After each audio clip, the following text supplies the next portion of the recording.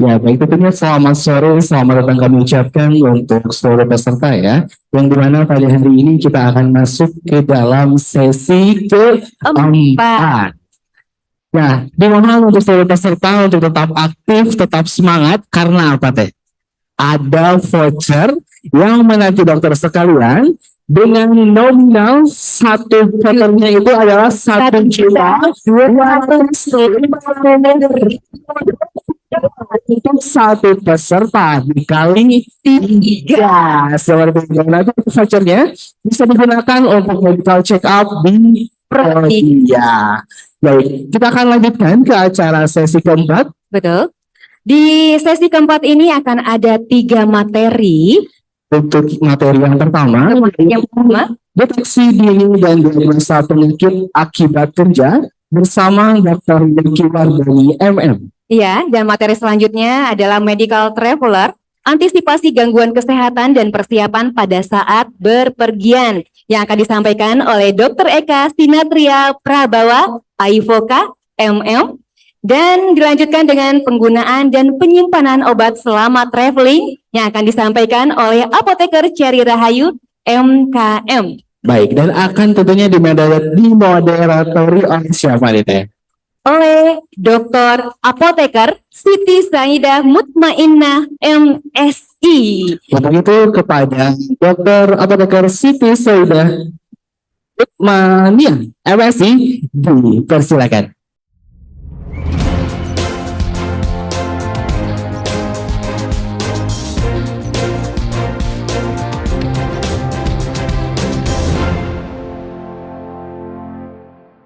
Assalamualaikum warahmatullahi wabarakatuh.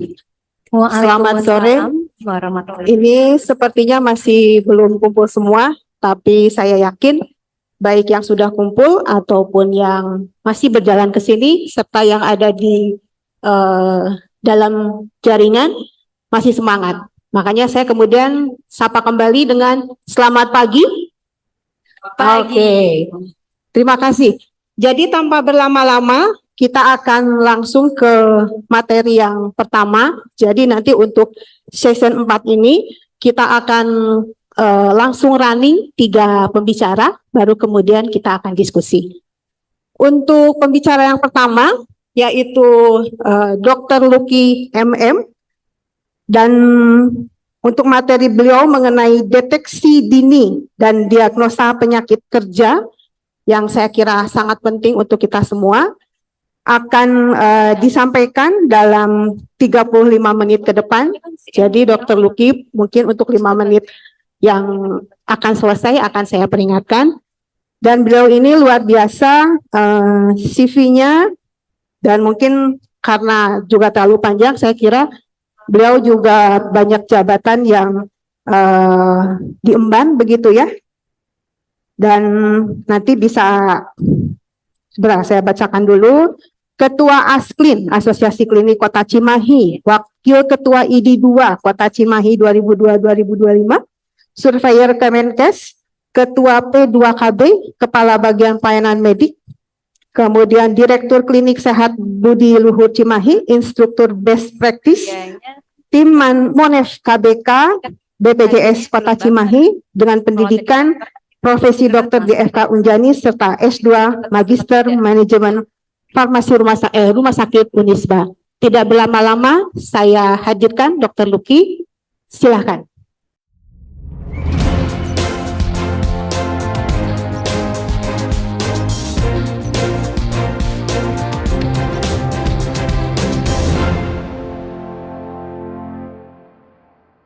Baik, Assalamualaikum warahmatullahi wabarakatuh. Selamat sore, salam sejahtera untuk kita semua. Alhamdulillah saya bisa berdiri di sini untuk kesekian kalinya di PIT kolaborasi PDUI dan PDIAI di Regional Jawa Barat ya Dok ya. Saya ucapkan terima kasih banyak kepada Ketua Panitia yang telah bersedia mengundang saya, serta tidak lupa kepada Ketua PDUI Regional Jawa Barat beserta dengan jajarannya, dan Ketua PDIAI Regional Jawa Barat beserta jajarannya. Saat ini kita akan membahas bukan mengajari ya, tetapi kita akan membahas sedikit tentang materi deteksi dini dan diagnosa akibat kerja. Nah, maaf, di mana untuk materi hari ini sebetulnya udah sore ya sebetulnya, namun ya mudah-mudahan bisa sedikitnya menyerap dan bisa diaplikasikan. Meskipun materi ini penting, tetapi untuk pelaksanaannya sulit. Itu yang akan saya bahas di sini. Baik, slide. Oke, slide kembali.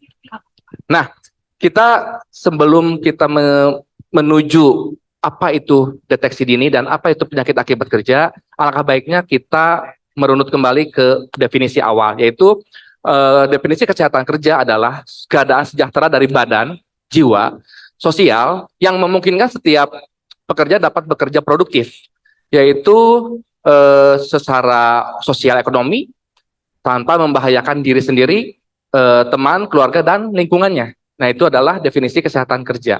Slide.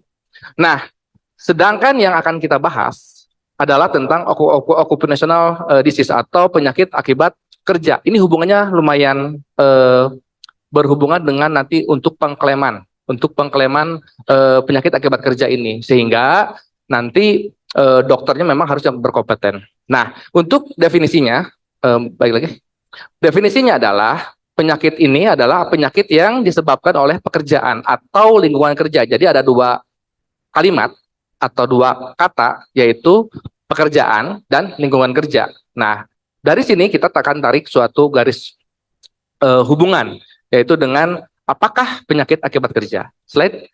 Nah, di sini terlihat ada faktor-faktor yang mempengaruhi kesehatan seorang tenaga kerja. Yang pertama adalah yang pasti beban kerja. Beban kerja ini dilihat dari fisik dan mentalnya para pekerja. Bagaimana mentalnya para pekerja ini dalam mempengaruhi kesehatan tenaga kerja. Apabila beban kerjanya terlalu berat, terbayang bagaimana psikisnya, bagaimana keadaan fisiknya nanti. Oh ya, makasih ya. Oke. Dan kedua adalah lingkungannya. Lingkungan kerjanya banyak sekali mempengaruhi, mulai dari fisiknya, kimianya, fisiologi, psikologi, dan biologi. Sedangkan yang terakhir adalah kapasitas kerja, di mana kapasitas kerja ini mempengaruhi bagaimana derajat kesehatan kerja seorang pegawai.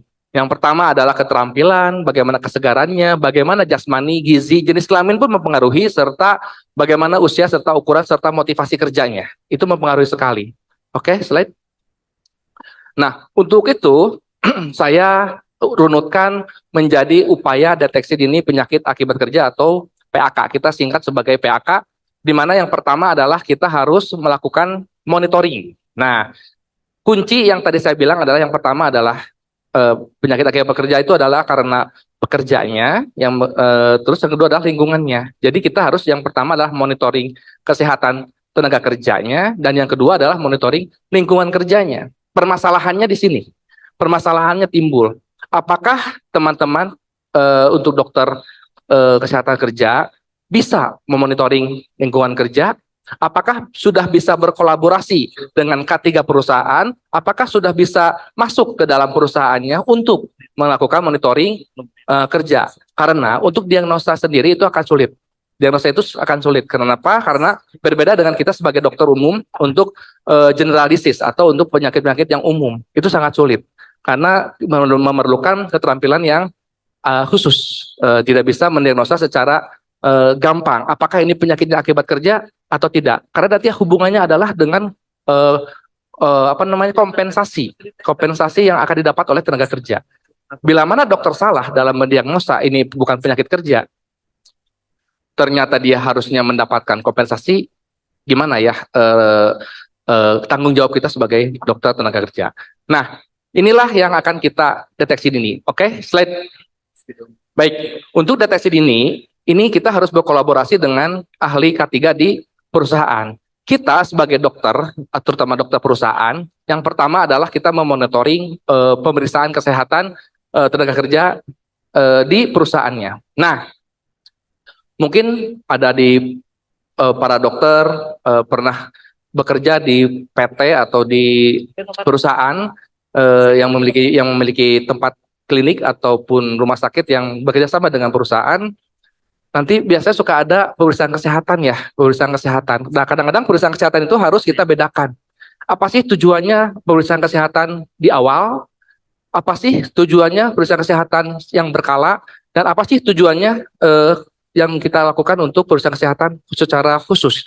Karena masing-masing memiliki tujuan yang berbeda. Begitu.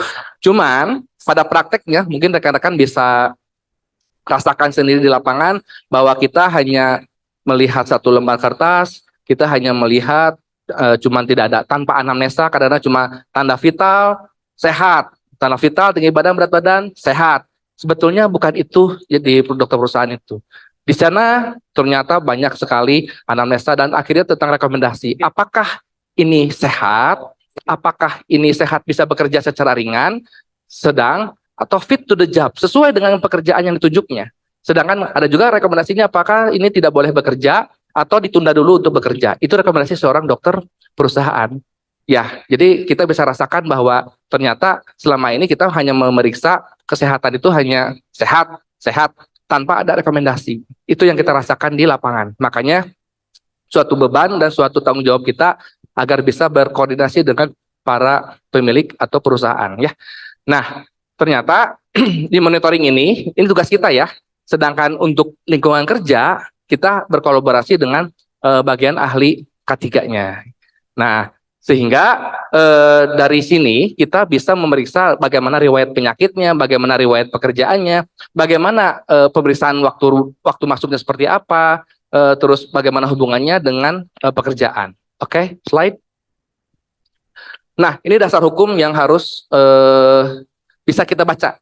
Ya, dasar hukum bisa kita baca. Nanti materinya bisa silakan kalau memang berkenan silakan untuk dibaca ya. Ini terutama yang terbaru ya, COVID ya, kemarin terakhir COVID. Oke, slide. Nah, tujuan atau goals dari pemeriksaan kesehatan tenaga kerja adalah kita akan menjadi pisah-pisah ya.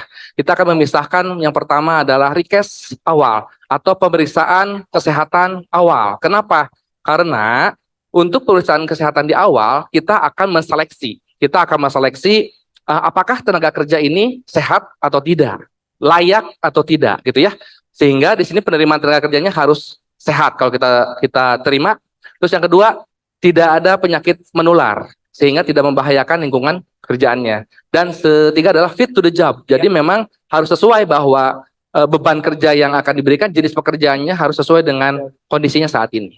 Nah, kalau misalkan pemeriksaan kesehatan yang berkala untuk mendeteksi penyakit akibat kerja adalah yang pertama, artinya biasanya minimal 1 tahun 1 kali. Syukur-syukur ada, harusnya sih ada. Bekerja sama dengan dokter perusahaannya. Tujuannya adalah kita ingin melihat apakah ada efek ke depannya setelah dia bekerja selama 1 tahun, adakah penyakit akibat kerja yang mempengaruhi pekerjaannya dan menurunkan produktivitas kerjanya. Nah, salah satunya adalah menilai pengaruh faktor pekerjaan. Di situ kita nilai. Jadi hampir beda ya dengan recast awal meskipun poin-poinnya sama. Misal anamnesa, pemeriksaan fisik laboratorium dan pemeriksaan lab khusus.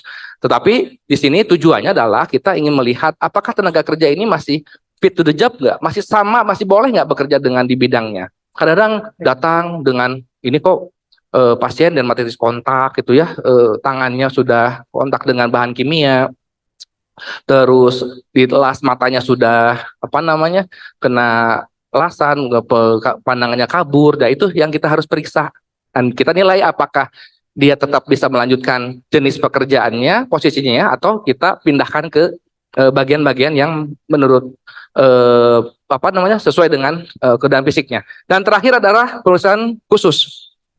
Nah, ini diperlukan untuk menilai biasanya pada pekerja-pekerja yang pertama adalah usia di atas 40 tahun.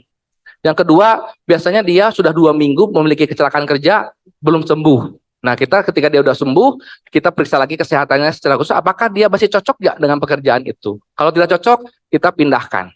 Ya, oke, slide. Nah, ternyata mekanismenya adalah selalu bagaimanapun secara manajemen adalah secara manajemen adalah tetap dengan perencanaan, planning, dan bagaimana tentang laporannya kepada perusahaan. Sehingga inilah yang diperlukan koordinasi antara dokter perusahaan dengan ownernya. Sehingga bagian owner K3 kita bisa berkolaborasi bahwa untuk produktivitas kerjanya akan tergambarkan secara laporan atau report. Oke, slide. Oke, masih ada waktu ya, 15 menit lagi.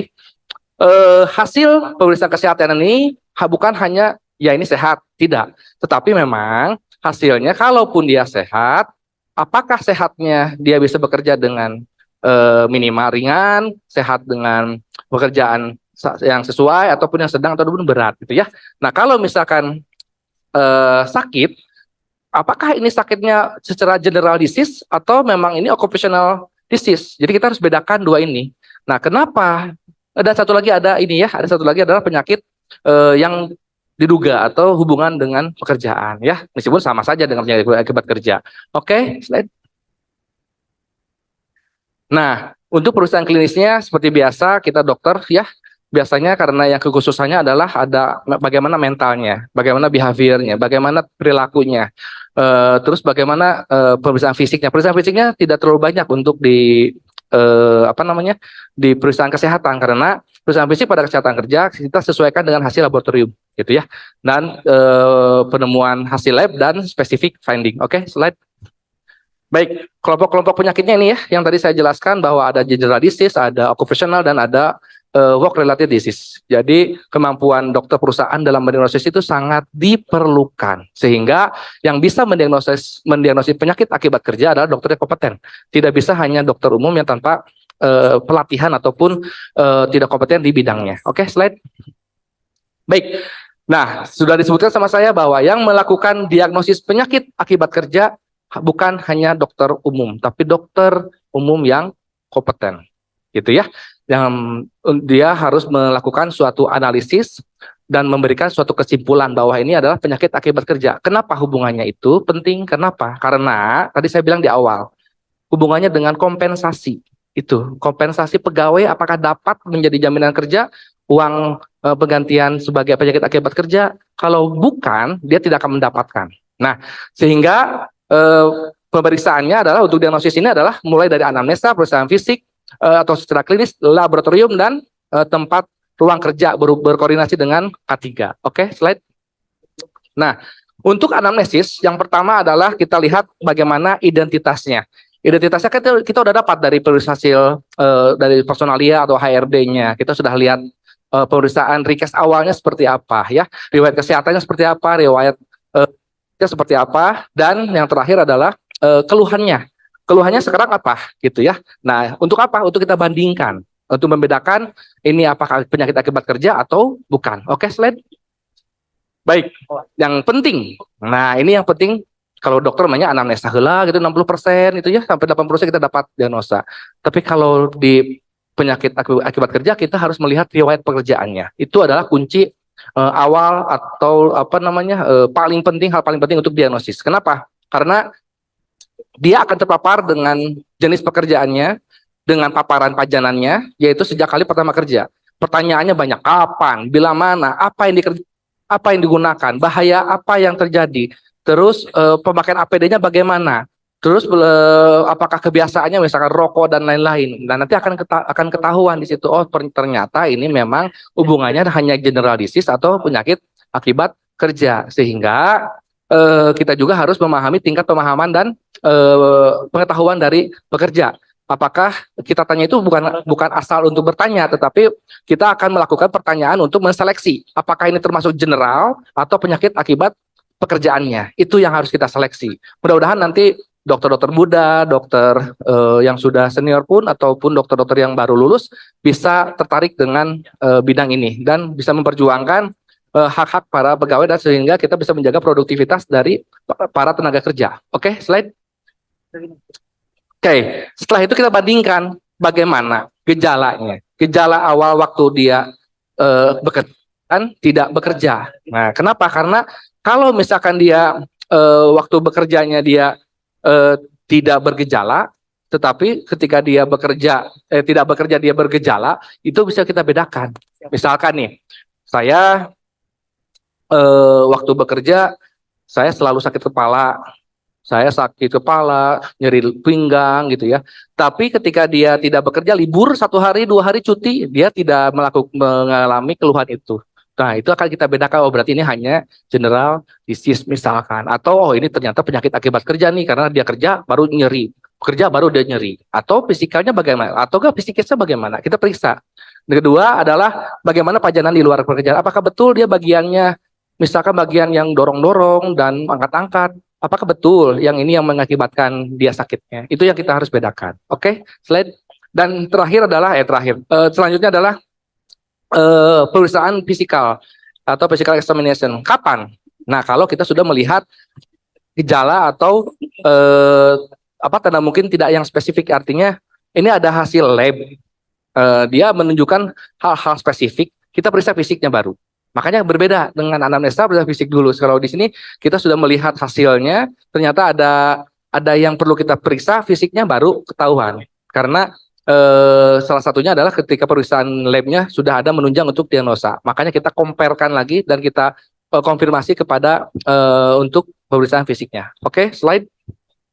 Nah, untuk laboratorium khususnya, ini ada spirometri, ada fototorak sesuai dengan indikasi audiometri dan metabolit di dalam darah. Oke, slide.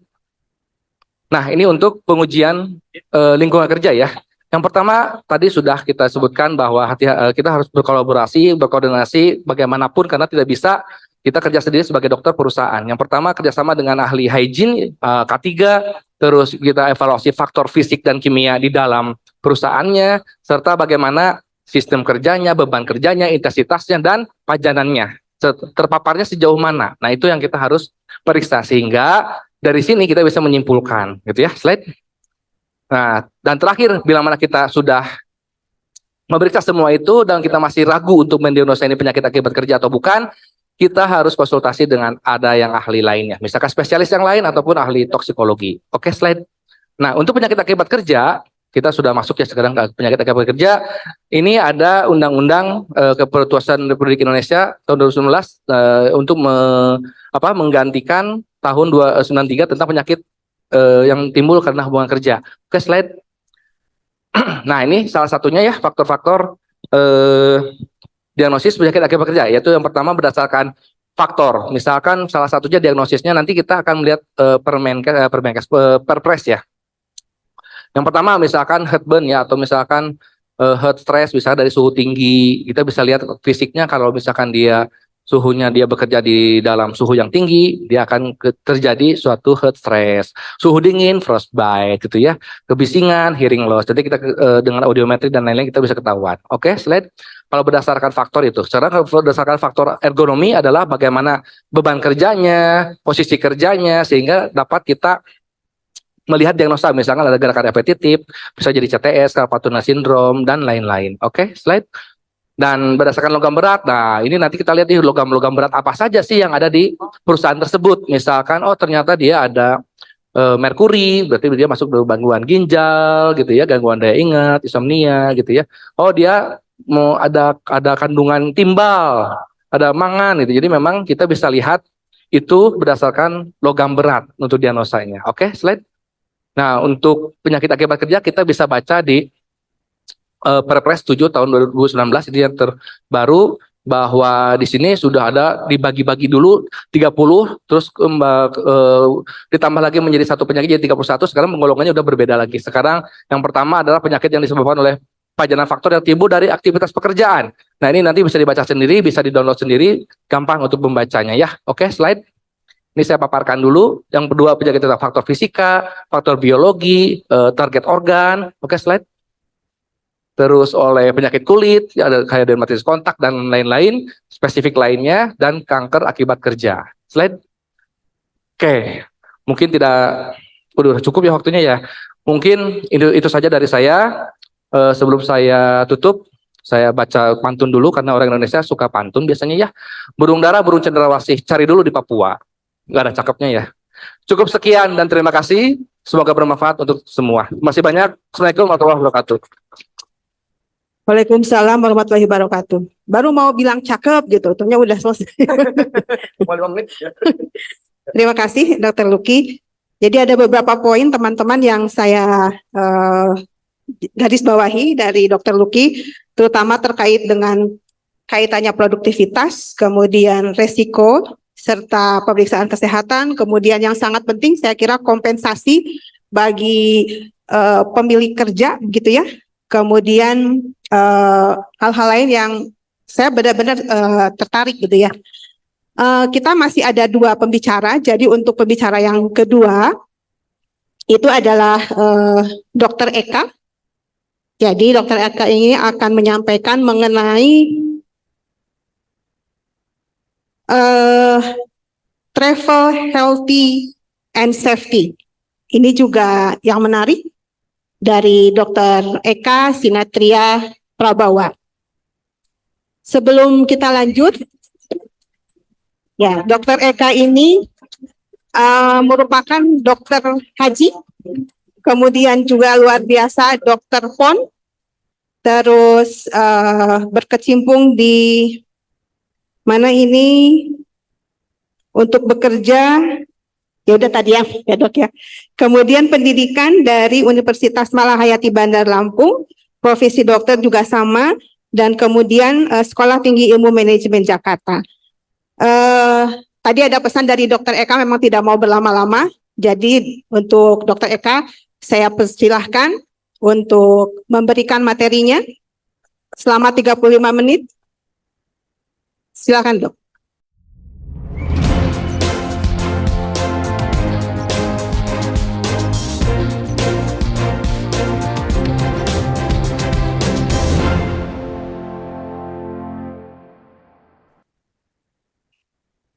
Ya, terima kasih Bu Siti. Assalamualaikum warahmatullahi wabarakatuh.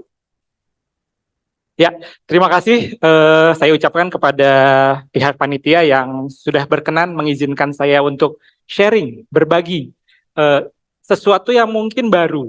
Jadi mungkin rekan-rekan sekalian sering bepergian dan sebagai profesi tenaga kesehatan mungkin menjumpai kejadian tidak terduga. Contohnya kecelakaan, sinkop, pingsan, dan sebagainya. Tapi di sini saya tidak akan bahas sinkop karena itu materinya Dr. Andri di hari Minggu. Ya, jadi rangkaian ini memang kita buat sedemikian rupa supaya terintegrasi. Baik, kita langsung aja. Materi saya hari ini adalah travel healthy and safety. Bagaimana caranya kita bepergian atau menikmati profesi kita sebagai dokter di tempat pariwisata ataupun orang yang sedang berwisata. Oke, kesehatan wisata disebut juga emprothetics atau travel medicine. Adalah cabang ilmu kedokteran yang mempelajari prevensi dan manajemen masalah kesehatan, terutama pada perjalanan. Ya, oke, langsung. Nah, biasanya orang nggak tahu wisatawan itu apa. Jadi wisatawan itu adalah orang yang meninggalkan kondisi lingkungannya dan menempuh faktor risiko kesehatan baru dari perjalanan. Nah, faktor risiko ini yang harus dikelola dengan baik. Bidang kerjanya, jadi kalau di travel medicine itu dibagi 4. Jadi ada prevensi, ada asistensi terkait repatriasi dan pengobatan, kemudian juga ada kedokteran alam dan akses pelayanan kesehatan dan asuransi. Karena biasanya kalau kita keluar negeri yang akan dipakai klaim itu biasanya asuransi. Oke. Nah, fokus pelayanannya adalah ada konsultasi dan evaluasi pra perjalanan sebelum perjalanan, kemudian juga ada rencana cadangan kesehatan terkait perjalanan dan follow up kesehatan pasca perjalanan. Jadi pre and pas perjalanan dan after. Oke, next. Faktanya, kematian akibat penyakit kardiovaskular selama perjalanan wisata itu sangat tinggi. Ada 50 hingga 70% prevalensinya.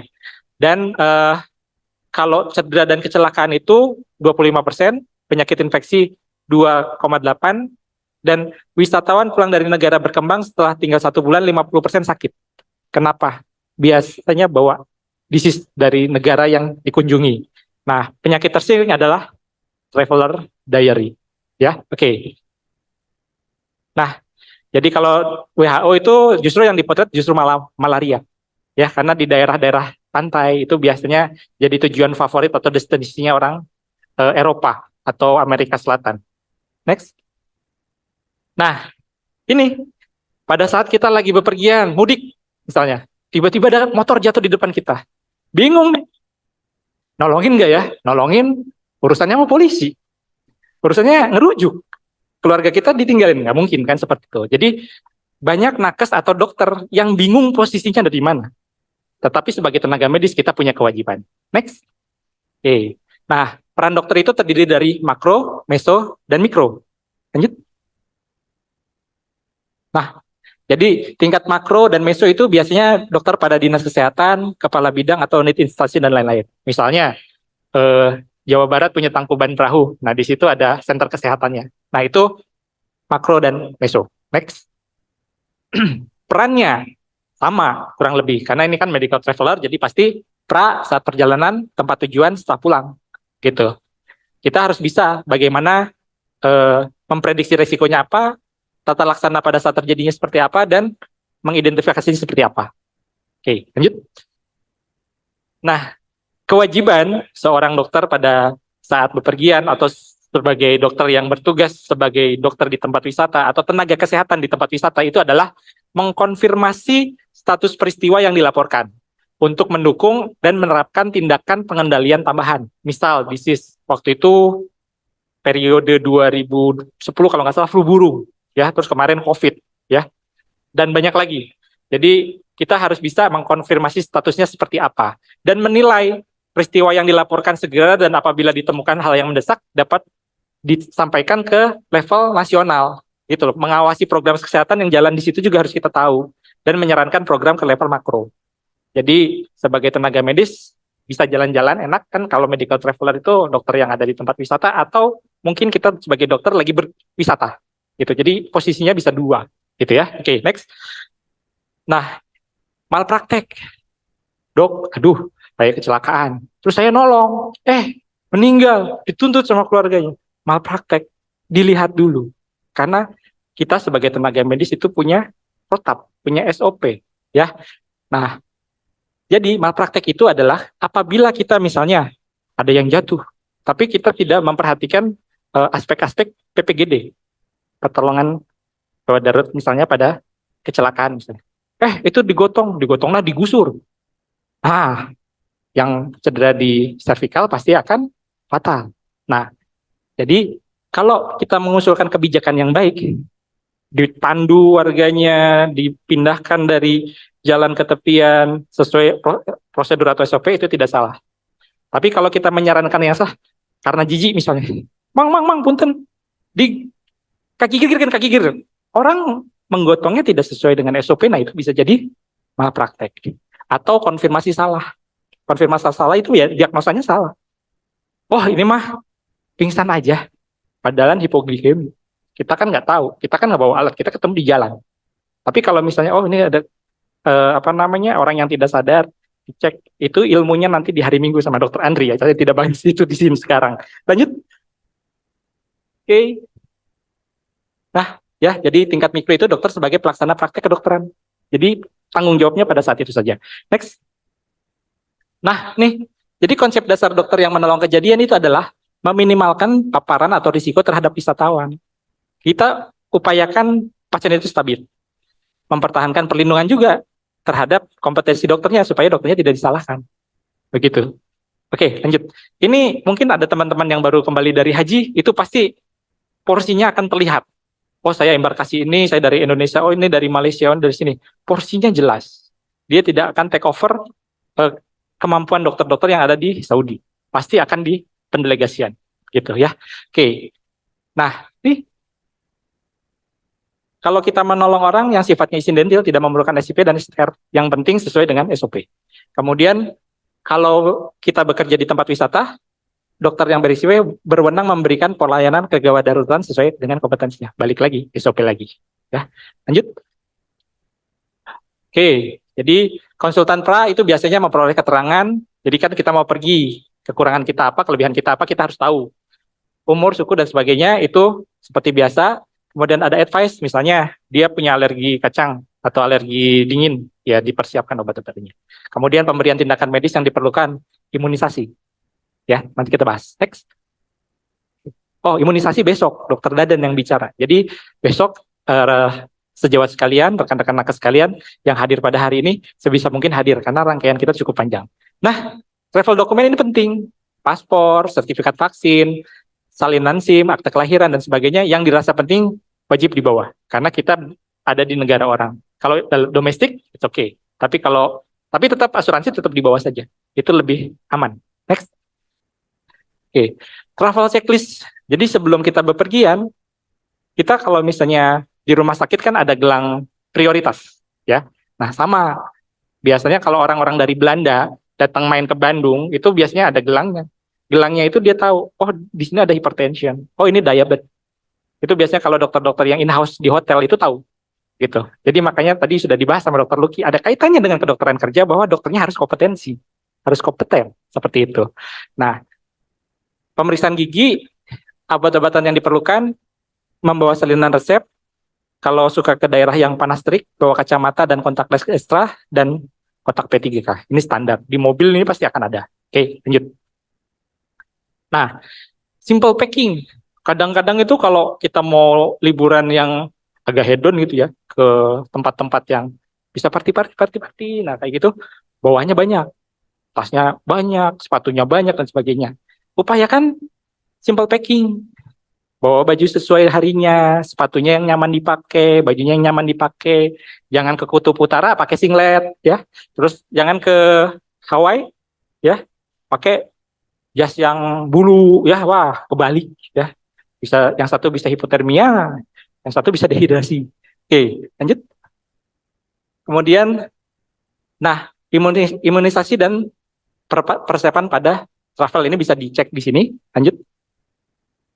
Nah, imunisasi. Banyak wisatawan atau warga negara kita sendiri yang salah paham tentang imunisasi. Kenapa imunisasi jadi hal yang penting? Nah, imunisasi ini jadi hal yang penting karena pemerintah itu sebenarnya bukan mempersulit warganya untuk bepergian, tidak. Tapi melindungi warganya dari disease yang dibawa dari negara yang dikunjungi. Ya, lanjut. Jadi itu adalah salah satu prosedur preventive care. Ya, nah biasanya apa saja yang diminta? Ada hepatitis A, hepatitis B, meningitis. Terus kalau yang bekerja di Asia Tengah, China, Taiwan, itu dia biasanya minta varicella. Ya, kalau yang pramugari itu biasanya hepatitis B, tetanus, kemudian HPV. Kenapa? Ada di slide selanjutnya. Next. Nah, misal kita bepergian naik pesawat, apa sih yang paling sering dijumpai di medical travel? Biasanya economy class syndrome. Duduknya itu begini. Lama 12 jam. Nah, biasanya kram. Ya, back pain. Ya, seperti itu. Nah, di sini ada beberapa kondisi yang memang kita harus waspadai. Contohnya DVT, deep vein thrombosis blood clot. Karena apa? Ketinggian udara, ya. Jadi oksigennya jadi rendah. Pingsan. Ya, seperti itu. Atau ya itu tadi, kalau misalnya orang tidak biasa naik pesawat, telinganya berdenging sakit, ya, atau ada juga yang mabuk, mual-mual, muntah-muntah, atau yang hamil. Makanya biasanya kalau bepergian naik pesawat itu dicek kehamilannya bolehnya berapa bulan, takutnya kontraksi. Gitu, ya, oke, lanjut.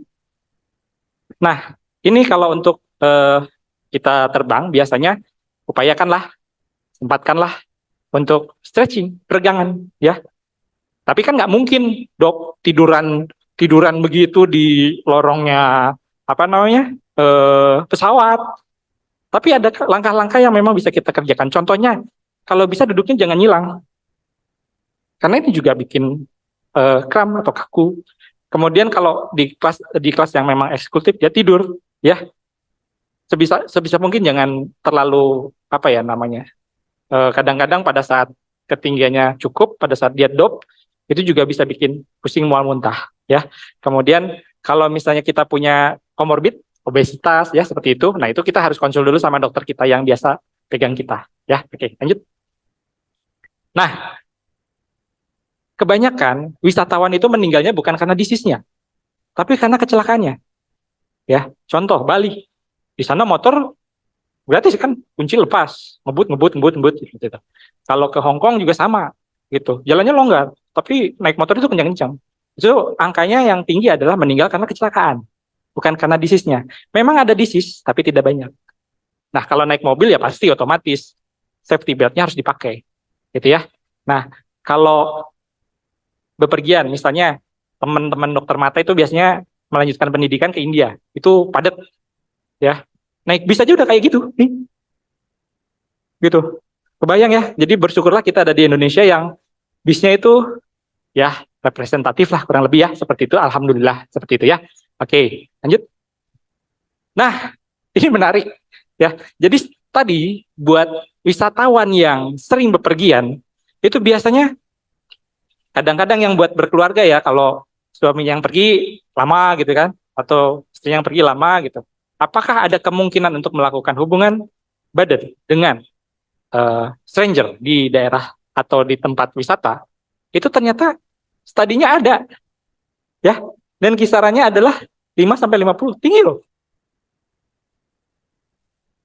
Katanya haji mumpung, kalau di sini haji mumpung untuk jangka pendek, gitu, ya. Nah, biasanya kalau pelancong atau wisatawan yang stay kayak ekspatriat yang kerja di Indonesia, itu biasanya mereka berani ngeluarin uang buat bayar. Nah, ini harus antisipasi nih. Biasanya buat teman-teman dokter yang di perusahaan, ada lagi kaitannya sama dokter Luki itu. Jadi kalau screening tiba-tiba pas MCU, oh ini kenapa nih? Tiba-tiba ada ISK, siapa nih? Kan kita nggak tahu, karyawan ribuan. Tapi pas lihat namanya bule, wah, dokter kompeten, balik lagi gitu. Ya. Nah, jadi biasanya wisatawan aktif itu cenderung memiliki lebih banyak pasangan seksual dan lebih banyak kontak dengan kelompok risiko HIV tinggi daripada wisatawan domestik. Artinya apa? Ibu-ibu, bapak-bapak di sini masih aman karena kan wisatanya domestik, ya nggak keluar-keluar gitu kan. Kalau di luar negeri kan nggak mungkin trip one night terus balik lagi ke Indonesia. Seperti itu kurang lebih. Mudah-mudahan sih ini jadi pembelajaran karena beberapa kali saya jaga 24 jam itu banyak ekspatriat atau bule yang setelah dia melakukan hubungan dengan entah rekannya atau siapapun, dia datang ke klinik minta ARV, minta antiviral. Mereka pinter. Wah, saya habis berhubungan dengan ini. Dia datang minta. Nah, di Indonesia itu kan belum menjadi sesuatu hal yang oh iya ya, karena ARV dapat ARV kan baru kemarin pas pandemi kita ARV banyak. Ya kan ya pas Covid kan ARV itu digunakan. Tapi buat mereka itu minta. Nah, ini harus jadi perhatian. Oke, lanjut. Nah, selain kita sebagai medis, mungkin kita juga memposisikan diri kita sebagai wisatawan. Nah, kita harus hati-hati dengan hukum di negara yang berlaku. Ya, karena ya itu tadi, kalau kita menyelam, takutnya tenggelam, itu kan risiko juga buat kita. Kemudian kalau kita naik motor, ya harus hati-hati karena kecelakaan. Atau jatuh kalau suka hiking, ya, nah seperti itu. Next. Nah, jadi sekarang kita bicara disease, biasanya yang paling sering adalah food and waterborne disease. Tifoid, diare, hepatitis A, itu dari apa yang kita konsumsi. Kalau yang di transmit biasanya malaria, rabies, yellow fever, sama dengue. Sekarang ada vaksin dengue juga. Ini semuanya ada vaksinnya, kecuali malaria. Malaria itu profilaksis, chloroquine biasanya. Oke, next. Nah, jadi 60% wisatawan yang datang ke Indonesia, apalagi dia dari Eropa, diare. Jadi kalau di sana airnya pasti bagus. Nah, di Indonesia yang namanya lotek, ya, yang namanya pecel, yang namanya bumbu santan, bumbu kacang, itu ngerondesnya ulekannya itu dari pagi sampai pagi lagi, gitu kan? Begitu balik ke hotel, udah, ya. Ini banyak nih teman-teman yang bekerja di perhotelan itu, kalau misalnya ada long trip dari salah satu negara, misalnya dari Amerika, dari Jerman, dari Belanda, misalnya yang datang 10, yang 5 itu dalam 7 hari itu pasti diare. Gitu ya. Oke, dan biasanya orang luar itu pinter, dia udah bawa resep dari negaranya. Jadi kalau dokter in-house di hotel itu enak banget. Pada saat dia datang, excuse me, can I help you? Kita nanya, oh yes, of course. Dia menjelaskan, oh saya punya darah tinggi, ini gelang saya. Terus dia ngeluarin paspor, di situ udah ada catatan kesehatannya. Terus dia buka kopernya kayak travel bag besar gitu. Pas saya buka, oralit di situ, antibiotik di situ, insulin di kulkas, tapi ada obat-obatan diabetes, itu mereka lengkap. Jadi sebenarnya kalau jadi dokter in-house di hotel itu enak banget karena nggak ngemodalin obat karena pasiennya udah pinter, mereka udah bawa gitu ya. Nah, kenapa kita di Indonesia tidak meniru seperti itu? Jadi kita anjurkan buat siapapun yang akan bepergian, yaitu tadi pre dan afternya kita perkuat. Ya. Mohon Oke. maaf, Dokter Eka, waktunya 3 menit lagi Oke, mungkin. lanjut next. Nah, pastikan kita minum minuman yang kemasan, jangan yang dari es batu atau luluhan, ya. Dan lanjut, Mbak. Kita juga sebisa mungkin pilih buah yang kita kupas dengan tangan kita sendiri. Jadi kalau kita makan hot plate, biasanya banyak negara apa namanya di Asia Tenggara itu pakai hot plate, itu pastikan masak dengan matang. Ya, next. Ya, next aja. Next. Kalau malaria, ini juga next. Nah, hal yang penting adalah rencanakan perjalanan jauh-jauh hari apabila kita sebagai nakes akan bepergian. Persiapkan kebutuhan perjalanan dengan baik, lebih banyak memperhatikan daripada bersikap ekspresif di negara yang kita tuju, bersikap hormat dengan warga sekitar, dan sedikit bahasa itu akan sedikit membantu karena tidak akan banyak pertanyaan kepada kita dan senyum. Ya, lanjut. Oke, jadi kalau follow up ada pencatatan riwayat perjalanan, pemeriksaan termasuk pemeriksaan penunjang terkait risiko sesuai IBM, kemudian waspadai cindera mata atau oleh-oleh yang berpotensi meninggalkan masalah kesehatan. Lanjut, Bu. Oke, jadi kewajiban puskesmas biasanya kalau ada warga negara asing berobat ke puskesmas ya ada mendeteksi peristiwa yang melibatkan penyakit atau kematian di atas tingkat yang diharapkan. Jadi nanti akan ada laporan berjenjang. Kemudian segerakan terapkan langkah-langkah yang pengendaliannya sistematik. Oke, lanjut. Oke, lanjut aja. Tadi sudah. Oke, ini juga sudah. Oke, ini dalam keadaan darurat, Vaskes, pemerintah, dan swasta wajib memberi Yankes bagi penyelamatan nyawa pasien dan pencegahan kecacatan terlebih dahulu. Jadi pasien safety ya, balik ya. Di sini ada undang-undangnya. Oke, lanjut. Nah, ini juga peran dokter di bandar udara, kita harus screening yang masuk dan yang keluar. Lanjut. Ini sebisa mungkin kalau kita dari daerah endemi, apalagi TB tinggi, itu kita wajib PPT. Ya, tapi biasanya dokter takut PPT karena biasanya rata-rata positif ya. Oke, lanjut. Oke, ini dasar hukum pengawasannya. Lanjut. Oke, mudah-mudahan ini bisa jadi bekal buat rekan-rekan sekalian, buat para hadirin sekalian, baik yang hadir langsung maupun yang daring. Apabila terdapat kesalahan, semuanya ada dari diri saya pribadi. Saya cukup bersekian. Wabillahi taufiq wal hidayah. Wassalamualaikum warahmatullahi wabarakatuh. Waalaikumsalam warahmatullahi wabarakatuh. Terima kasih Dokter Eka, sangat menarik sekali.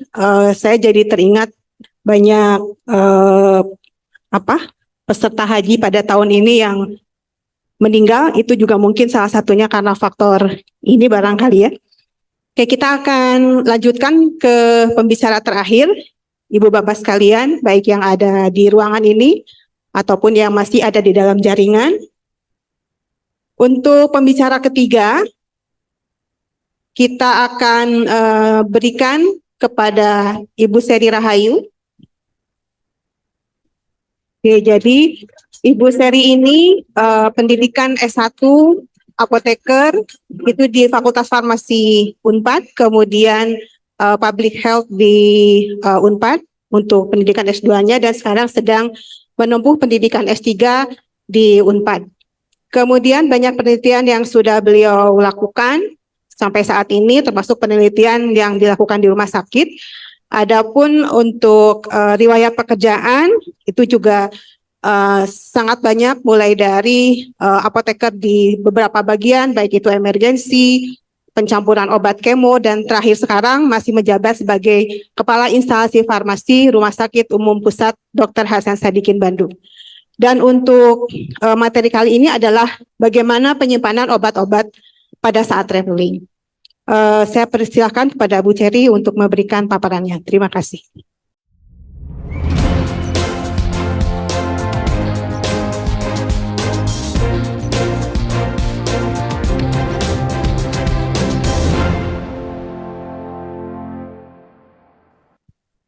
Hatur nuhun Ibu Moderator. Selamat sore Bapak Ibu. Apakah Grab-nya sudah menunggu untuk dijemput? Satu lagi ya, gitu. Gak usah, nggak yang serius-serius deh kalau sore kayak gini. Jadi saya hanya mengingatkan kembali bagaimana sih kita menggunakan obat mendapatkan obat dan menggunakan sampai ke pembuangannya dimanapun kita.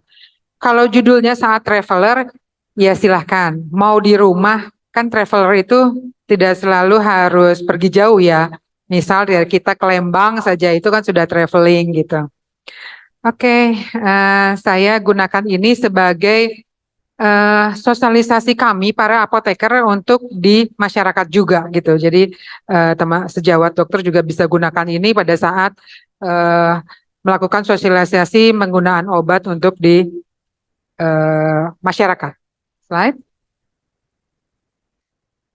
Prinsipnya adalah dagu sibu, dapatkan, gunakan, simpan, dan buang. Jadi dimanapun Bapak Ibu, mendapatkannya harus resmi, gunakannya harus benar, menyimpannya harus benar, dan membuangnya pun. Karena kita mempunyai tanggung jawab untuk tidak menggunakan sampai ke pembuangan yang akan merugikan orang lain atau lingkungan. Slide.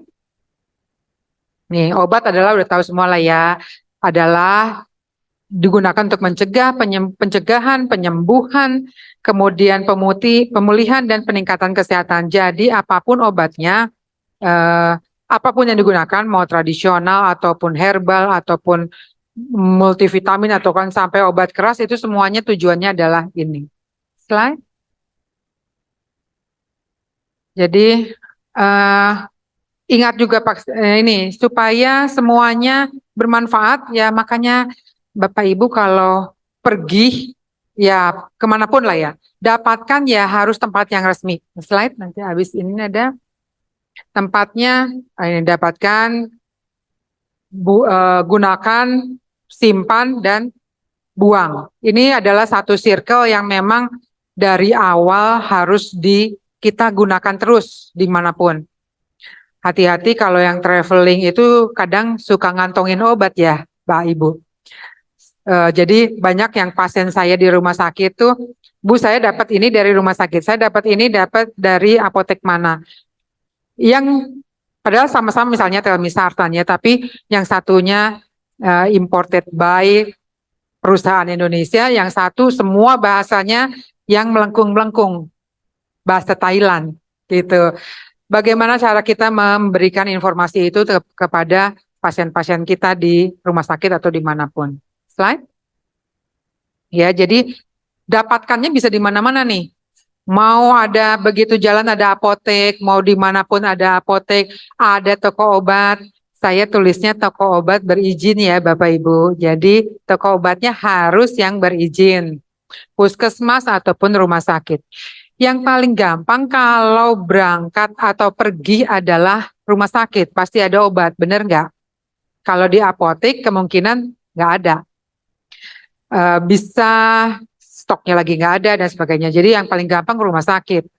Kemudian kalau adanya toko obat berizin, misal, aduh nggak bawa resep, mau perlunya antibiotik, boleh nggak ke toko obat berizin untuk dapat? Enggak ya. Jadi harus pakai resep. Tidak yang boleh tidak menggunakan resep yang di toko obat berizin ya yang label hijau. Jadi semuanya di apotek adalah yang label hijau.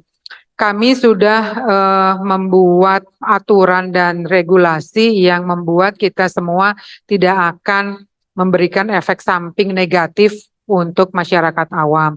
Antibiotik semuanya harus pakai resep. Jadi kalau tadi Dokter Eka bilang bawa antibiotik dari rumah gitu ya.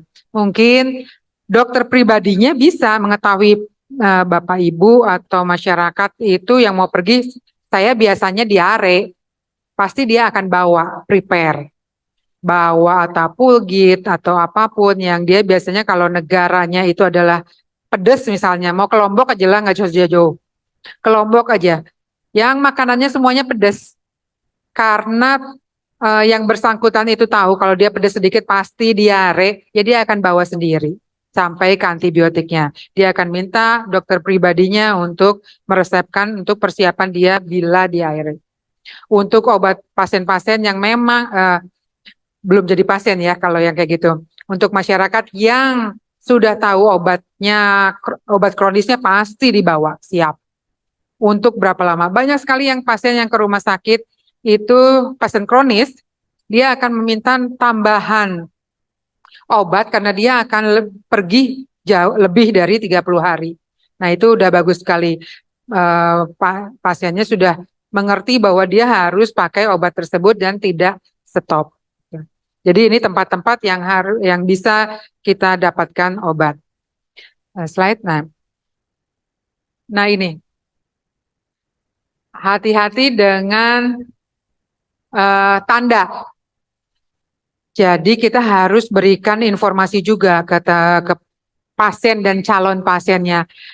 Belinya ya yang hijau. Kalau responnya atau dia biasa memakai obat tradisional, obat herbal, misal masuk angin, ya sudahlah pakai yang ada di pameran tuh ada. Di pameran ada boothnya. Itu boleh, tapi hati-hati juga. Karena beberapa orang memberikan respon yang berbeda sama sekali. Ada orang memakai yang saset itu tidak apa-apa. Ada beberapa orang yang malah justru diare. Gitu. Jadi beritahukan juga bahwa pasien yang akan berpergian dia harus tahu respon dia itu seperti apa ke obat tertentu. Ada kemungkinan dia akan diare, malah orang lain yang tidak memberikan efek samping pusing, tapi kalau pasien tersebut malah pusing dan sebagainya. Padahal obat bebas yang biasa gitu ya, menurut kita biasa, tapi ternyata pasien obat masyarakat itu akan beda-beda responnya. Jadi belum kalau yang biru tetap harus resep dokter. Slide. Nah, peringatan juga yang harus diketahui oleh sejawat semua. Semua obat ada beberapa yang mempunyai peringatan khusus. Apakah dia harus benar-benar dibaca aturan pakainya, yang nggak bisa seenaknya dipakai. Kalau PRN pusingnya seharian dia bisa minum terus, ada maksimal dos setiap seharinya dan sebagainya. Hanya untuk dikumur tidak ditelan. Bagian luar saja hanya untuk dibakar, obat wasir tidak boleh ditelan, dan macam-macam. Itulah yang harus kita berikan informasi ke, terutama teman-teman di apotek nih, yang apoteker-apoteker di apotek, yang banyak menerima pasien-pasien yang sedang, orang-orang yang sedang perjalanan dan dia tidak tahu mau apa, mau beli apa, tapi dia merasakan hal yang tidak nyaman pada tubuhnya, itu pasti akan tanya apotekernya di apotek. Tolong diberitahu, ditanyakan dulu alergi atau tidak, beritahukan cara minum obatnya, maksimal berapa kali sehari, dan efek samping yang mungkin akan timbul pada saat pasien tersebut meminum obatnya. Beberapa pasien pasti saya mau yang cepat sembuh, ya iyalah, orang lagi holiday gitu ya, pengen senang-senang, taunya dia diare, pengen cepat selesai kan, langsung Imodium sampai, ya udahlah itu sampai 2 tablet langsung gitu, sampai dia malah nyeri perut dan sebagainya. Itu yang harus diberitahukan, apa yang harus diantisipasi. Slide. Kemudian, nah ini apalagi psikotropik. Pernah ada pasien kami itu, kami ditelepon dari kota lain. Ini pasiennya bawa etiketnya dari RSAS, tapi obatnya narkotik. Ini benar nggak pasiennya menggunakan? Itu kami sampai ditanya kayak gitu. Karena dia bawa-bawa obat narkotiknya ini kemanapun dia pergi, karena memang dia membutuhkan. Hati-hati, kita harus juga teman-teman di apotek harus bisa memberikan informasi penggunaan obat-obat yang lingkaran merah ini khusus narkotik atau psikotropik. Slide. Nah, yang harus dikenali juga pada saat pergi jangan seenaknya beli. Wah, adanya warung, adanya ini, wah pasti harganya jauh lebih murah dari apotek atau toko obat. Karena lihat dulu expirednya.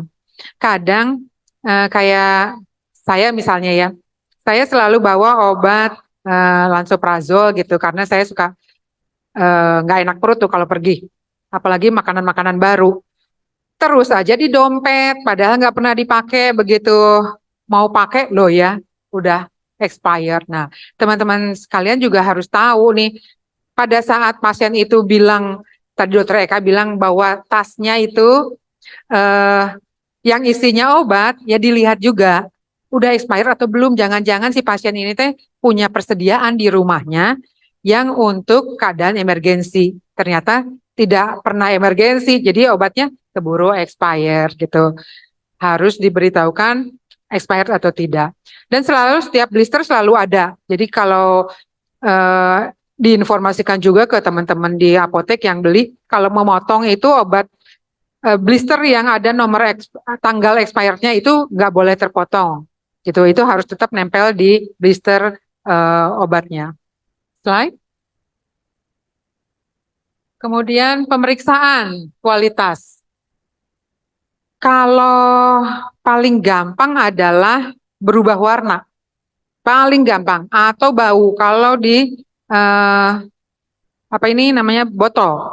Kadang-kadang yaitu tadi insulin misalnya. Pasiennya harus menggunakan terus tapi dia bawa itu tanpa packaging yang bagus. Karena kemungkinan dia sudah kena panas, bisa berubah warna dan sebagainya. Penggunaan insulin di tekanan yang berbeda pada saat di pesawat tanpa packaging yang baik juga akan membuat dosisnya tidak bagus. Atau pada saat kita pakai pertama kali lagi itu bisa muncrat lah gitu ya. Jadi karena tekanan di dalam siring tersebut bisa berubah. Kemudian, nah ini yang tadi saya cerita, ada yang telmisartan dari luar negeri dia bawa, itu begitu dibuka itu beda banget dengan yang kemasan di Indonesia. Jadi saya nggak bisa menyarankan dan saya tidak bisa meyakinkan bahwa obat tersebut masih aman digunakan, gitu, karena berbeda sama sekali dengan yang ada di Indonesia. Ya, jadi hati-hati dengan adanya obat-obat palsu yang banyak beredar di Indonesia juga banyak gitu. Apalagi yang mahal, wah itu apalagi yang kacang goreng mahal, wah udah banyak banget itu. Nih tugasnya teman-teman di apotek nih, apoteker di apotek harus hati-hati. Pakailah distributor resmi untuk membeli obat-obatan yang ada yang menjadi persediaan di apoteknya. Slide. Kemudian yang gunakan obat dengan benar. Pastikan obat yang digunakan sudah betul. Ya kalau batuk obatnya apa banyak merek lah, hijau lagi, jadi mudah. Jangan sampai saya nggak bisa tidur, udahlah pakai obat batuk aja biar tidur, boleh nggak? Gitu. Karena efek sampingnya itu yang digunakan jadi off labelnya, padahal tidak sesuai. Baca peringatan, kemudian pastikan apakah obat bisa langsung digunakan atau hal tertentu. Dilarutkan dulu, jangan setengah aja, kayak vitamin kan ada tuh yang harus dilarutkan, setengah aja, yang setengahnya disimpan. Memang bisa gitu disimpan, apakah itu akan merusak nantinya dan sebagainya, itu harus diinformasikan juga ke teman-teman masyarakat yang akan menggunakan. Slide. Nah ini, aturan pakai penting. Jangan sampai pasiennya, saya lagi nggak enak, ya udahlah tiap ini minum terus biar cepat sehat kayak tadi. Yang enggak juga, apalagi yang obat sirup langsung ditenggak tanpa menggunakan sendok teh atau sendok obat atau pengukurnya. Main tenggak aja biar cepat sembuh. Nah itu yang tidak betul. Nah hati-hati juga bila akan bereaksi kepada pasien-pasien yang hamil, kepada anak balita atau batita atau bayi yang ukurannya harus berat badan. Hati-hati juga. Informasikan para apoteker, informasikan kepada pasiennya berapa berat badannya, dosisnya berapa. Slide. Nah ini cara-cara minum obatnya jangan sampai salah gitu. Banyak tuh yang tadi mau berdengung sampai turun dari pesawat masih berdengung terus. Beritahukan obatnya apa itu bisa menggunakan. Nah, Paling enak itu memang di hotel-hotel yang berbintang lah ya. Itu ada unit-unit kesehatannya yang kita bisa minta ke situ untuk memberikan obat-obat emergensi yang kita perlukan. Dan apabila dokternya memang sedang ada, kita bisa dapatkan resep untuk beli keluar. Tetapi kalau tidak, jangan sarankan obat yang memang harus digunakan khusus. Slide. Nah, ini penyimpanannya. Pada saat traveling sih kayaknya, wah pokoknya masukin koper selesai aja berangkat. Apakah kita tahu pada saat handling di di bandara atau di bagasinya dan sebagainya. Jadi lebih baik kalau obat-obatan itu ya di packing yang di cabin. Yang di cabin, apakah di koper atau di tasnya. Jadi sebaiknya di cabin. Yang kita tahu suhunya itu memang bagus untuk obat-obatan. Suhu minimal 25 itu ada di cabin. Kalau di bagasi belum tentu juga, bisa panas. Pada saat menghandling keluarnya juga bisa kepanasan dan sebagainya. Izin Jangan Bu Cherry, tinggalkan obat. 4 menit lagi. Ya. Jangan tinggalkan obat di dalam mobil, karena kita tidak tahu mobil itu mau suhunya berapa. Slide. Kemudian, nah ini ada syarat-syarat penyimpanan kayak tadi ya, jadi hati-hati dengan obat-obat yang harus yang termolabil. Slide. Oh ya, first in first out juga yang tadi saya bilang, supaya nggak expired dan uang yang kita bayar untuk beli obat itu tidak hilang, ya yang kita beli duluan itulah yang kita pakai. Ini kondisi penyimpanan, kalau di rumah bisa seperti ini, bisa rapi, dan maksimal suhu adalah 25-30. Jadi kalau di pesawat, cabin. Slide. Ini untuk penyimpanannya, hati-hati dengan adanya insulin misalnya, sebelum dibuka dia harus ada di cool box. Slide. Nah ini kalau di rumah tangga, kulkasnya jangan disatuin dengan mangga, ikan asin, apa segala macam. Nanti begitu kita mau minum obatnya, kok kayak bau itu gitu. Jadi packing dulu, nggak usah beli kulkas baru, nggak. Masukkan dalam packing yang sesuai, misalnya di kotak, boleh nyebut Tupperware nggak ya? Itu gitu, itu baru masukkan ke dalam kulkas. Slide. Nah ini untuk vaksin memang kalau kami harus ada minus lemari khusus di bawah 0 derajat. Slide. Ya, ciri-ciri obat yang rusak. Slide. Obatnya kadaluarsa, berubah, tetes mata yang telah dibuka lebih dari 1 bulan, dan kemasan yang rusak. Ini benar-benar harus di-distract langsung. Slide.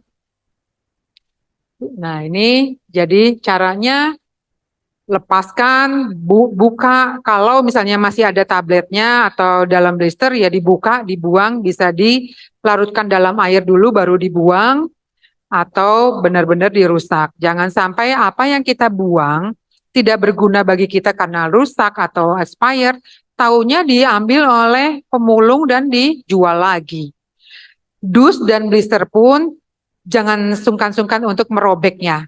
Robek baru buang. Gitu, supaya tidak ada pemalsuan di tempat lain. Jarum insulin ini yang masih PR buat kita semua. Pasien yang di luar, di rumahnya menggunakan insulin, kemana buang jarumnya? Apakah kita sudah memberikan informasi yang benar bahwa jarumnya harus dirusak dulu, kemudian dibuangnya di mana? Di sampah organik kah, non-organik kah? Kan pasti nggak punya sampah medis ya di rumah. Apakah dikembalikan ke puskesmas atau rumah sakit? Itu yang masih PR.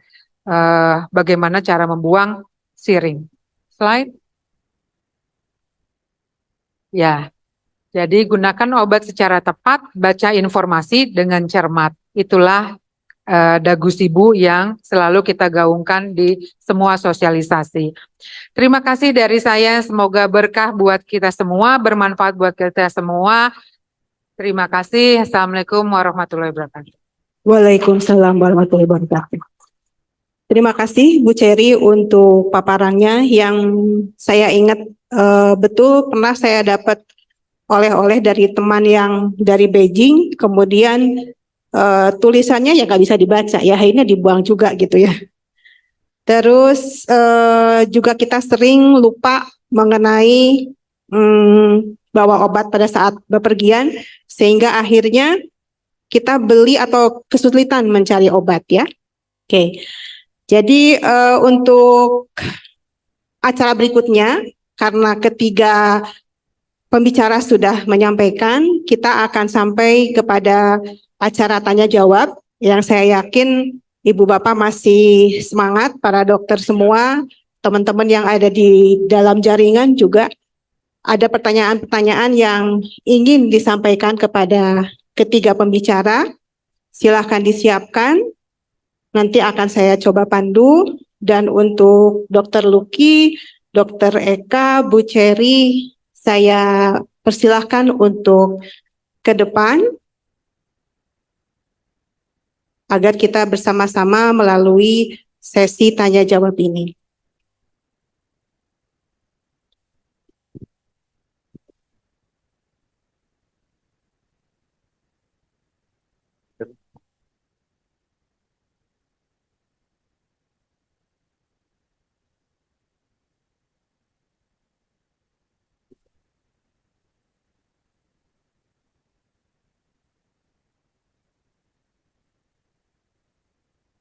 Baik, Ibu Bapak, para dokter semua, mangga kita mulai langsung saja, barangkali raise hand, silakan. Tidak lupa mohon menyebutkan nama dan asalnya.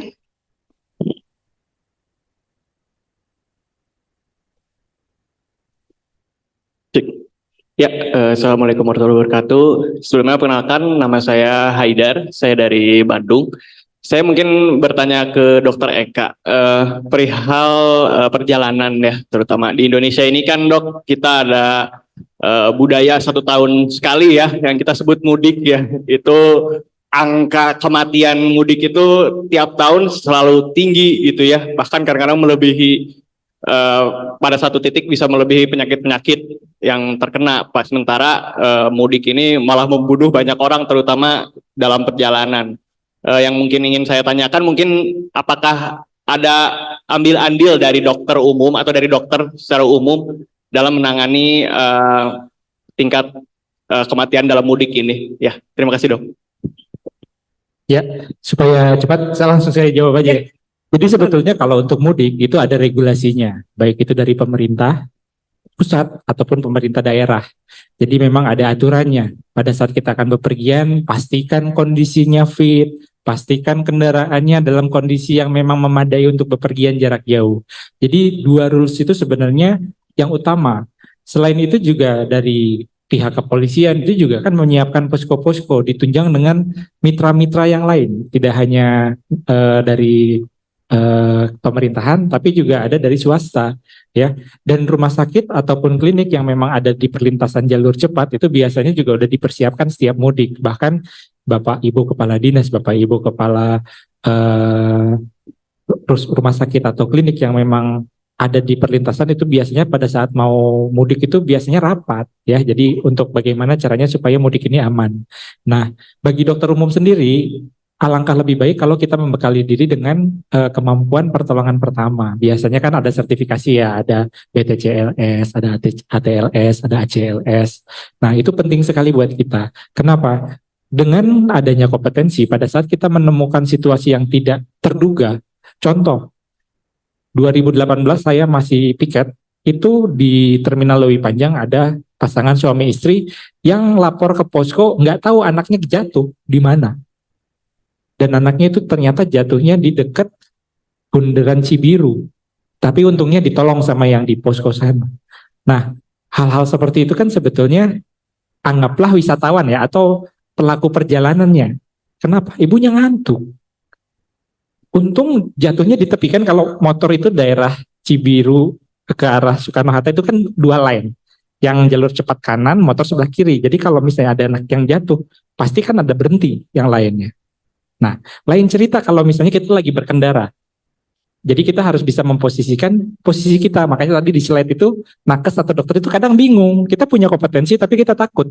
Giliran kita nolong nanti ngerujuk dan sebagainya.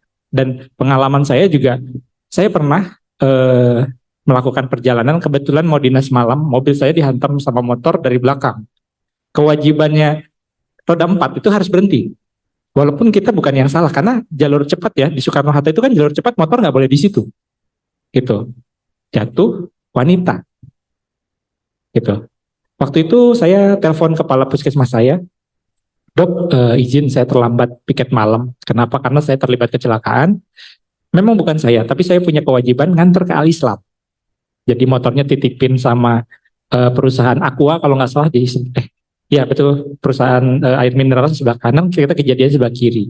Jadi ya kita berhenti ya sebagai dokter, itu tanggung jawab kita. Kita punya kompetensi. Untung nggak traktur, hanya vulnus. Vulnus itu lecet kayak seperti itu. Tapi tetap itu kewajiban kita. Dan untungnya yang bersangkutan punya asuransi, karena asuransi kan dua. Kalau asuransi kesehatan itu BPJS bisa dipakai emergensi kemanapun. Tapi sebenarnya kalau kecelakaan di jalan itu yang menanggung Jasara Harja. Tapi dilihat kecelakaannya tunggal atau enggak dan sebagainya. Tapi pada beberapa institusi perlindungan terhadap pekerja itu diatur perjalanan dari rumah ke kantor itu juga ditanggung sama BPJS Ketenagakerjaan. Jadi sebagai dokter kita nggak usah takut karena udah ada peraturan yang ini pasiennya kecelakaan itu insidental. Kita belum tahu atau kita tidak bisa mengendalikan situasi yang datang tiba-tiba. Istilahnya seperti itu. Tapi dengan bekal kompetensi kita tahu posisinya di mana kita. Apakah kita harus berhenti, harus nolong dan sebagainya. Gitu. Mungkin itu Dok. Jadi kembali lagi kepada kompetensi dokternya. Jadi dokter yang kompeten. Itu kurang lebih. Terima kasih. Demikian. Oke, ada lagi yang akan silakan. Terima kasih. Mohon izin, saya Putri dari PT KAI. Izin bertanya, Dok. Bagaimana cara menentukan bahwa suatu penyakit adalah penyakit akibat kerja? Misalnya contoh kalau di perusahaan kami untuk masinis itu kan sering terpapar namanya getaran dari mesin lokomotif. Lalu yang bersangkutan itu sakit HNP. Bagaimana membuktikan bahwa HNP-nya ini ada hubungannya dengan kerjaannya? Demikian Dok, terima kasih. Silakan mungkin Dokter Luki. Berarti saya ya ditanya. Ya. Saya udah bismillah aja dari tadi. Baik, terima kasih. Jadi bagaimana ini kita mendiagnosis ini suatu penyakit akibat kerja, misalnya seorang masinis ya, dengan gerakan berulang, repetitif, misalkan karena lingkungan kerjanya yang bergetar. Saya aja 5 jam ke Gombong itu gak bisa tidur. Ke naik kereta gak bisa tidur, sekarang udah bagus ya kereta sekarang. Baik. Seperti yang slide saya tadi sampaikan bahwa tetap yang mendiagnosis itu adalah seorang dokter yang kompeten atau yang sudah melakukan pelatihan hiperkes. Itu yang pertama. Terus yang kedua, kita harus anamnesa. Bagaimana anamnesanya, bagaimana pajanannya, berapa lama pajanannya, berapa lama dia bekerja, bagaimana keadaan kondisi sebelum pemeriksaan awal ketika dia sebelum masuk masinis, bagaimana. Nah sekarang setelah dia 1 tahun bekerja menjadi masinis, bagaimana?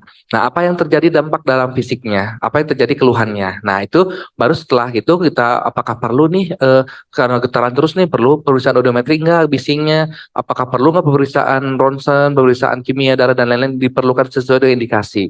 Jadi setelah itu kita baru kita simpulkan bahwa ini suatu penyakit akibat kerja. Ya, nah terus nanti ada hubungannya dengan klaimnya. Ini kalau misalkan ada yang mau pensiun nih 3 bulan lagi, ada yang pensiun 3 bulan lagi, kadang-kadang kita bisa tegakkan diagnosis penyakit kerja dan dia akan dikompensasikan. Nah itu makanya hati-hati untuk mendiagnosa apakah ini kena general atau penyakit akibat kerja. Tapi biasanya rata-rata kalau masinis yang repetitif gerakannya, pajanannya ada, udah hampir jelas kemungkinan besar itu penyakit akibat kerja. Nah terima kasih banyak ya. Mudah-mudahan tidak ada yang bertanya lagi. Demikian Dokter Putri. Ya boleh. Terima kasih. Saya Darmiana dari RSUD Sumedang. Yang ingin saya tanyakan adalah dokter untuk traveling medicine. Jadi kadang-kadang kan ada orang yang punya komorbid dan lain sebagainya. yang mau melakukan perjalanan, kemudian konsultasi. Nah, sebaiknya kemana dia konsultasinya? Karena kan selama ini kita belum ada spesialis travel medicine ya, belum ada itu. Kemudian pada saat dia konsulkan ke dokter DPJP-nya, misalkan spesialis yang kata spesialis penyakit dalamnya boleh, kata ke jantungnya nggak boleh, akhirnya kan jadi bingung. Sedangkan kalau untuk seperti urusan haji kan udah jelas, istitoah udah jelas pasti ini. Jadi untuk ibu hamil seperti apa, kalau komorbid seperti apa, kalau bayi seperti apa, sebaiknya kita konsulnya kemana? Terima kasih. Terima kasih. Silakan Dokter Eka ya. Ya, terima kasih dokter atas pertanyaannya jauh-jauh ya dari Sumedang ya. Jadi sebagai dokter biasanya pada saat wisatawan itu datang atau pengunjung atau pengguna pelaku perjalanan itu datang ketemu kita, itu banyak Bu. Biasanya Sabtu Minggu Bu. Kalau dokter di rumah sakit tuh tamu kondangan ya, kalau saya bilang orang Sunda ya, itu pasti di Sabtu dan Minggu. Nah, untuk orang-orang dengan komorbid misalnya dia overweight, kemudian dia punya riwayat hipertensi atau diabetes, biasanya yang bersangkutan sudah membawa obat-obatannya. Betul tadi sama Bu Jari disampaikan bahwa banyak orang yang memang sudah paham kalau memang dia punya komorbid, tapi apabila dia merasa tidak sehat, dia pasti akan lari ke pasienkes yang terdekat. Nah, biasanya kalau nggak ke klinik utama, biasanya ke rumah sakit. Karena di situ yang available 24 jam biasanya. Nah, di situ sebagai dokter umum, kita harus bisa memilah apakah gangguan kesehatan pada saat yang bersangkutan datang, itu apakah karena lingkungannya, misal nih, orang Bali datang ke Indonesia, orang Bali datang ke Bandung, kalau nggak orang Palembang datang ke Bandung, itu pasti sinusitisnya kambuh, kalau nggak asmanya kambuh. Apalagi kalau liburannya ke Lembang ya, yang ke daerah-daerah yang berkabut sekarang, apalagi Bandung kan sekarang 17, 15 ya. Jadi saya banyak sekali kalau malam itu pasti asma. Mereka udah bawa obat-obatan asma tapi mereka butuh nebulizer biasanya seperti itu. Nah, disesuaikan kondisinya Dok. Jadi kalau misalnya kita sharing, kalau misalnya kita jaga IGD atau misalnya kita jaga klinik 24 jam, ketemu pasien yang memang butuh pertolongan segera, kita gali dulu riwayatnya. Nah, terkait untuk dirujuk, biasanya kalau menggunakan kartu BPJS itu dari manapun bisa, karena kan onsite. Jadi itu bisa digunakan satu kali biasanya. Tapi kalau misalnya untuk berkali-kali kan itu tidak bisa. Tapi untuk pertama kali bisa. Nah kalau misalnya, oh ini asma dan status asmanya itu berat, itu pasti nanti lihat kemampuan PPK-nya. Poliklinik utamanya punya dokter penyakit dalam, adanya penyakit dalam ya konsulnya sama penyakit dalam. Kalau rumah sakit biasanya akan lebih lengkap. Nah rumah sakit itu kadang ada yang punya dokter paru, ada yang punya dokter anak. Jadi kalau pasiennya anak, ya kita pasti akan konsulnya sama dokter anak. Apalagi kalau bayi, itu pasti larinya ke dokter anak. Terus kalau usianya di atas 18 tahun, ya itu larinya pasti akan ke penyakit dalam. Generalize dulu saja. Nggak ke subspesialis apa yang konsultan dan sebagainya. Jadi memang kita pilah dulu sampai sejauh mana, oh ini harus dikirim. Ibu hamil misalnya ya pasti ke Obgyn.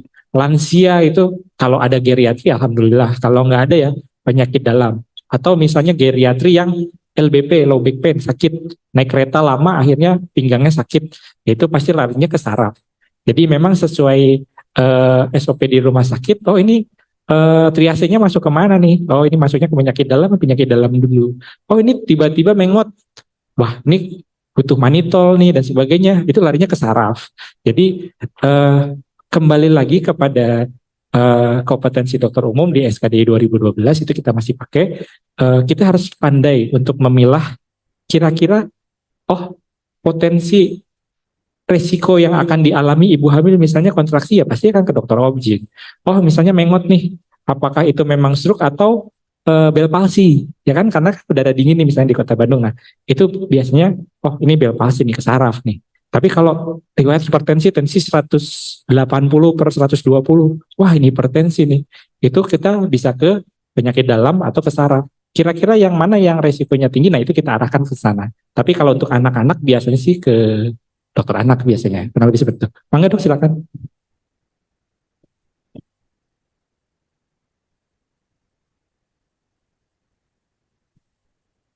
Oh ya, oke. Jadi Nah, maksudnya justru konsultasi Akan traveling, oke. Nah, jadi Ya, ini didaftarin misalkan mau ikut tur ke Eropa sekian hari lagi Oke. musim begini. Nah, Ya. seperti itu. Ya. Yang saya ingin tanyakan kan kalau dokter umum berarti merisa sesuai dengan latar belakangnya misalkan sudah punya komorbid ini kita kirimkan dulu kan.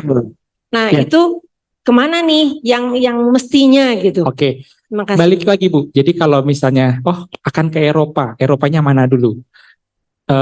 Contoh, satu keluarga yang memang, kebetulan Ibu saya nemuin, pramugara dan pramugari. Dia udah lama di salah satu airlines yang memang ke Timur Tengah. Nah, mereka udah tahu bahwa akan ke sana, itu tripnya lama, itu butuh vaksin hepatitis B, atau butuh vaksin meningitis misalnya. Itu pasti ke dokter penyakit dalam gitu. Kalau misalnya anak nih, dia punya alergi A, B, C, D, E, itu biasanya nanti akan konsulnya akan ke dokter anak seperti itu Bu. Jadi biasanya kalau traveling itu sepertinya general karena udah diatur negara ini butuhnya vaksin ini, terutama Amerika tuh hepatitis B. Kemudian yang tadi saya bilang Asia Tengah, Cina, Tiongkok, Taiwan itu butuhnya varicella yang untuk kerja di sana. Itu biasanya ke dokter penyakit dalam biasanya. Gitu. Terima kasih. Baik.